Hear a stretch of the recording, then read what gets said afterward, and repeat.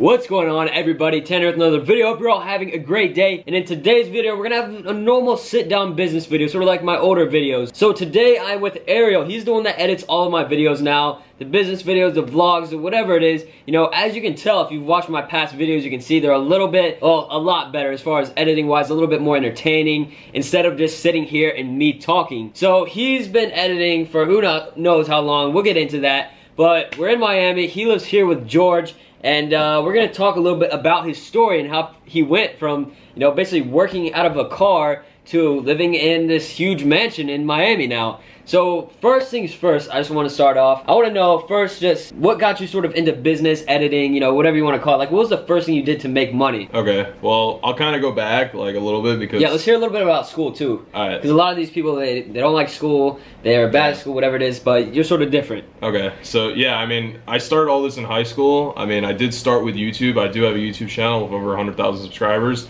But that wasn't my main priority. I was working on other things in high school. I was in film programs. I was also in robotics. I was a pretty decent high school student. I had a 4-point-something GPA. So I don't even know what that means, but it sounds good. It was pretty good. I had like really good scores and stuff, but that wasn't really what I was trying to do. I was focusing a lot on extracurricular activities, and the whole point of my high school was really to try different things in terms of what I wanted to do, because I wasn't sure if I was going to go into robotics, into architecture, into a whole bunch of different stuff. So I really took those 4 years to kind of try and understand what I wanted to do most and try to get the most of my experience. And I think I did that. While I was in high school, I was doing YouTube pretty much every day, and I was also doing like robotics competitions. I had world competitions, and I also did film stuff. I have a lot of film competitions that I went to as well. So I was really busy with my high school career, and I didn't really spend a lot of time like in parties or anything like that. I didn't do any of that sort of stuff. I spent a lot of my time working, and a lot of people were like, what's wrong with this guy? He's different from everybody else. And you know, in the end,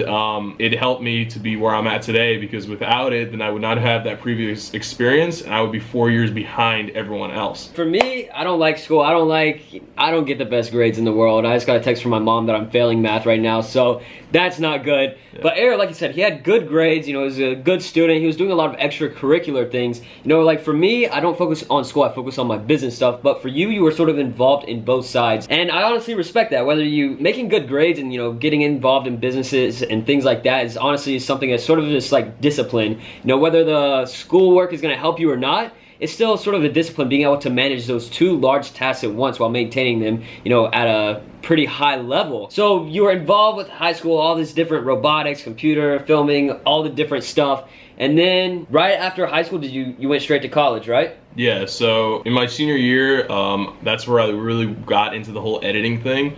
A lot of my editing was pretty much self-taught, just YouTube and the tutorials that I found online. And I decided to use my connections that I built through doing YouTube videos to try and edit for some YouTubers, because it was kind of a hidden secret with YouTube that, you know, YouTubers would use editors. It wasn't really a known thing. Nowadays it's a lot more common. People know that YouTubers are using editors, but back then it was kind of a secret thing. So to try and get into that, like back in like 2014, was like really, you had to know people in the industry to actually get in. You can't just write an email. Nowadays it's a lot easier, but I decided I needed to get some money to start paying for tuition once that time would come. So I decided to kind of take a jump start on that and start in high school.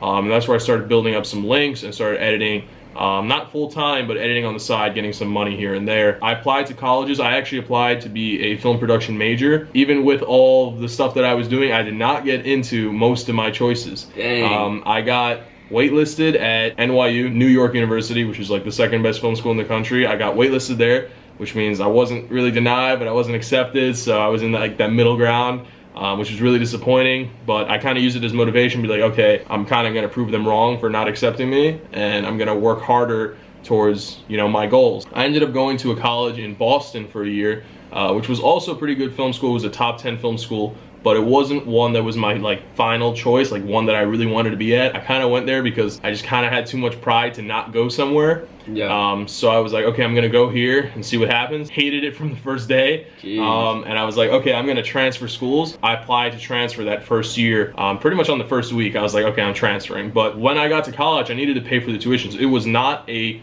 public school, so private tuition is very expensive when you are, especially if an out-of-state student. I'm from Florida, so me going to another state to go to college is really expensive. So I needed to find a way to pay for tuition. I started doing more and more editing and taking on more and more clients, and I was, you know, gaining a couple $1,000s a month, and really starting to build a portfolio. And I was building network links throughout all of these YouTubers, especially in the gaming side. And that was really important to build that network, because I still use that network to this day from a couple years ago, because you never know who knows who and what connections can lead to another opportunity. But pretty much that whole year I spent editing, because I hated my college so much that I dedicated my time towards editing. And it was very cold there in Boston too, so I didn't go out much. There wasn't really much I wanted to do outside of just editing. So I taught myself how to edit really fast, really efficiently, and try and edit as many videos as I could. And I did about 6 videos a day at times in Boston while being a full-time college student. So that's a lot of work. Yeah, when people say they don't have time for certain things, I'm like,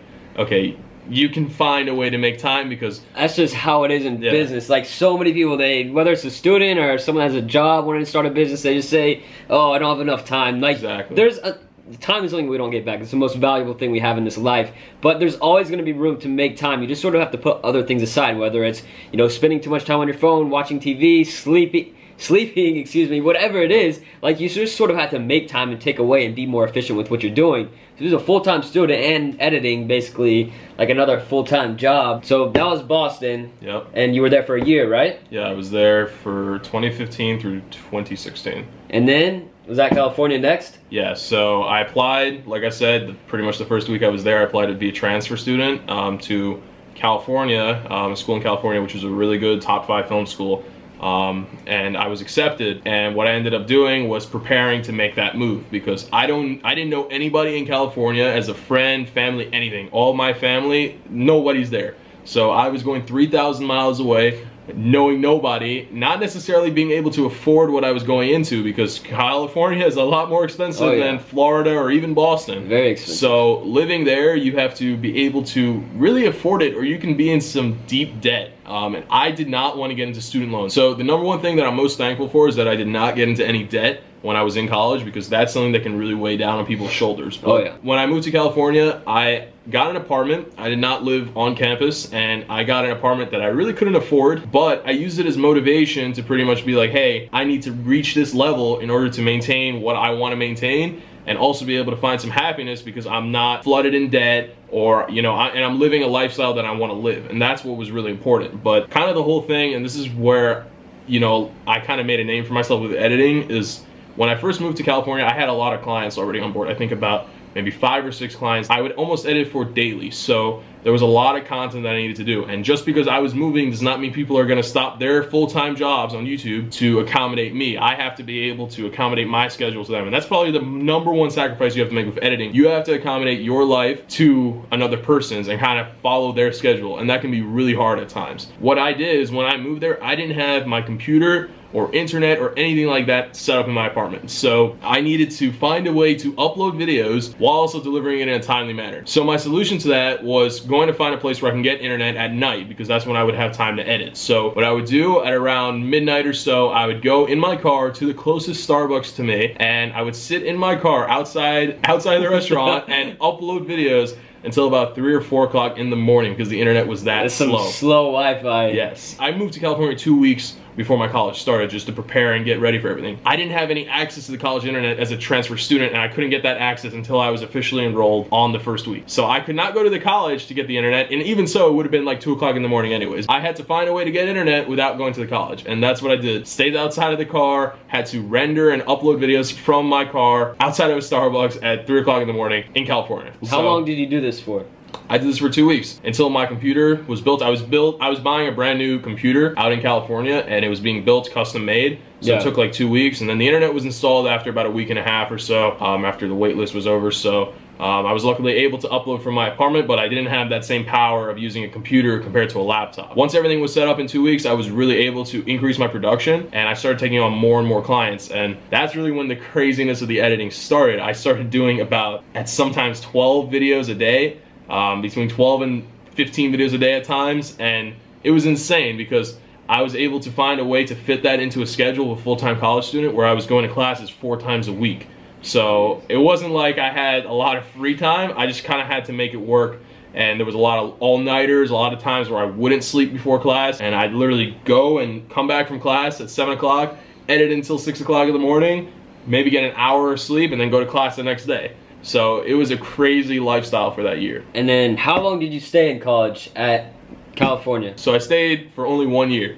And that wasn't because I didn't like it or I didn't feel like I was benefiting from the material. It was mostly because other opportunities came up and I wanted to take a chance at them, because you never know if you're going to come to regret those opportunities being taken away from you, because you can always go back to college. I mean, most people that leave don't go back, but it still is always an option. Opportunities don't always wait for you, and you never know if, you know, you waiting out those few years in college will be that something you regret later on in the future, because that opportunity's gone. 100%. You found these new opportunities. You were in California, and you basically dropped out of college. Pretty much. So what was the next step? You had clients already. You were gaining that portfolio. You were making more money.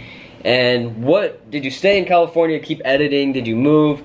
Because even I don't even know. I haven't taught you this much about everything. But like, if we were to take it from however many years ago that was in California to where you are now, what's sort of like that step process? Like, what happened? Okay, so like the path to go from California all the way to where I'm at right now. Yeah. So pretty much I was editing for, like I said, a lot of clients, and one of those was George, or Moosecraft, and I was doing his videos daily, and he was actually one of the few YouTubers that I had to stay at that Starbucks to upload videos. So like I said, it all comes around full circle. So because of that dedication that I had, I was offered bigger opportunities later down the line. So around in April or so, I did not think that I was leaving California. I thought I was gonna be staying there. I was getting ready to sign a new lease on my apartment. I actually bought a new car for California. I would not have done that if I knew I was moving. So I sold my car that I had, bought a new one, because I was doing really well financially, and I thought, okay, you know, I'm gonna be here for at least the next 2.5 years. Let me get something new that's gonna be under warranty and stuff, because, you know, that's a whole nother story. But what was that, the Audi?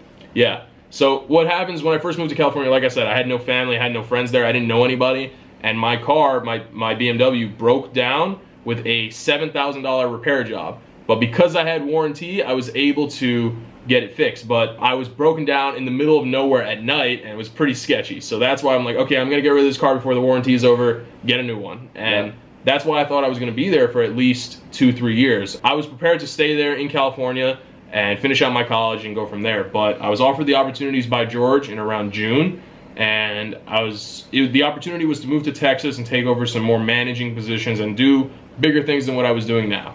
And I decided, okay, let's take this opportunity, let's see how it's like. I went to Texas for about a week and a half, and I was like, okay, I think this is a good idea, let's take this risk.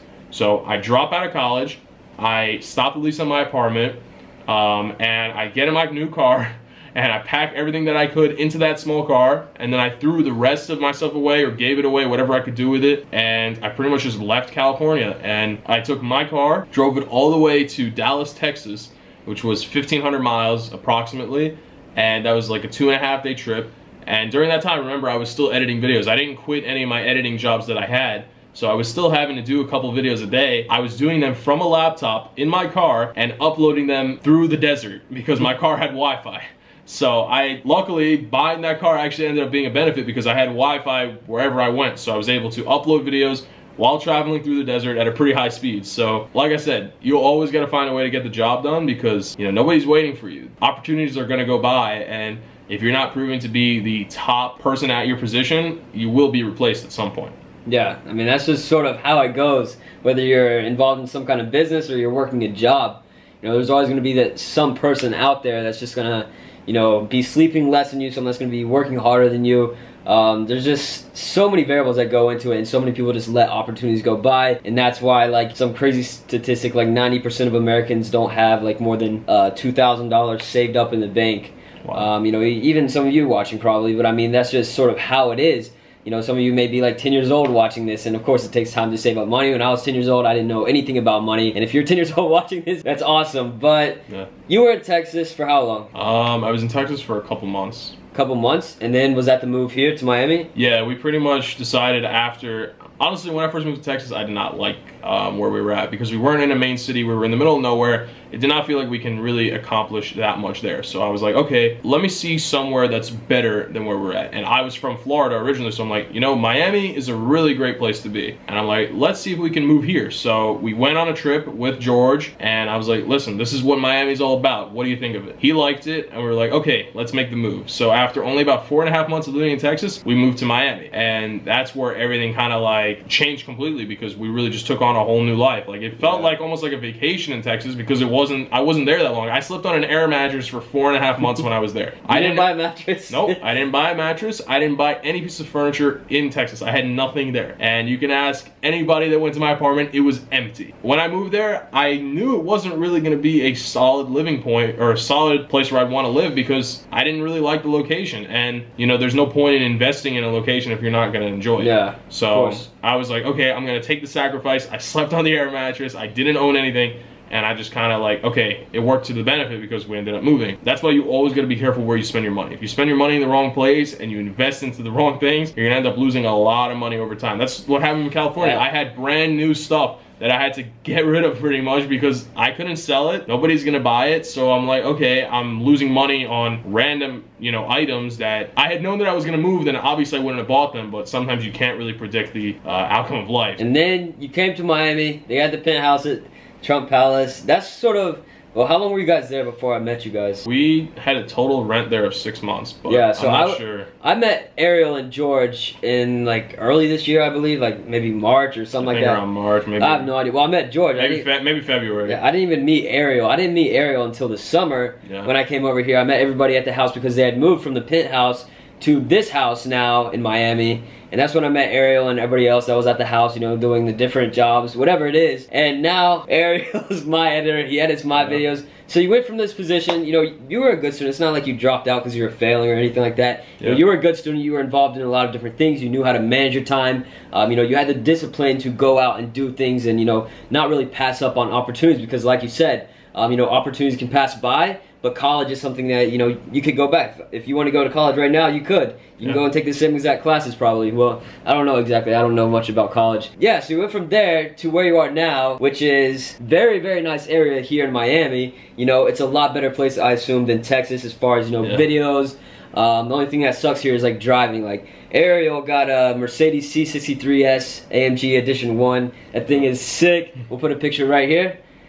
Now Ariel has to edit that in. He's probably thinking in his head, he's like, man, now I gotta put a picture in here. Nah, that's cool. But he has the car. The only issue is like driving around here. There's so much traffic everywhere. And we live north. If you go down to South Beach, it's terrible. Yeah. But so you're here now. The lease on this place ends sort of soon. So a couple months. Now it's time for another new start, a new house, a new apartment. Whatever happens, we'll see what happens. Maybe Ariel will live out of his car again. No.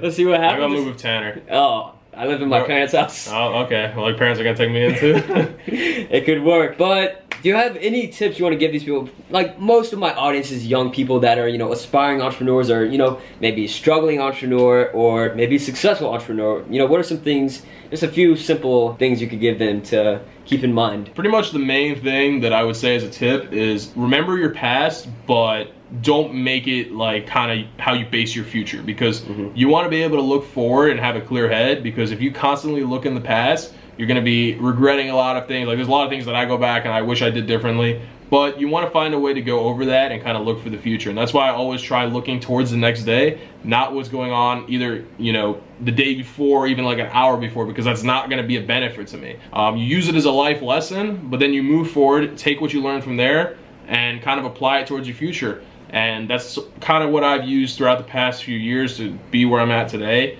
And I think it's a really good tool for success. Yeah, so really just not paying attention too much on the things that are over with already and more focusing on the present and the future. Yep. Because that's really what matters because like I said earlier in the video, you know, time is the most valuable thing we have, but the one thing that we cannot get back. As of right now in 2018, we do not have time machines to go back a day ago or 100 years ago, whatever it is. Yeah. But thank you, Ariel, for being in this video, giving some insight. Even I learned some stuff about Ariel. I've known him for like, I don't know, 6 months, 8 months. I have no idea now. But hopefully you guys enjoyed this video. Make sure you go follow Ariel on Instagram. I'll put it in the description below. And if you enjoyed this video, make sure to leave a like comment, and subscribe. Peace.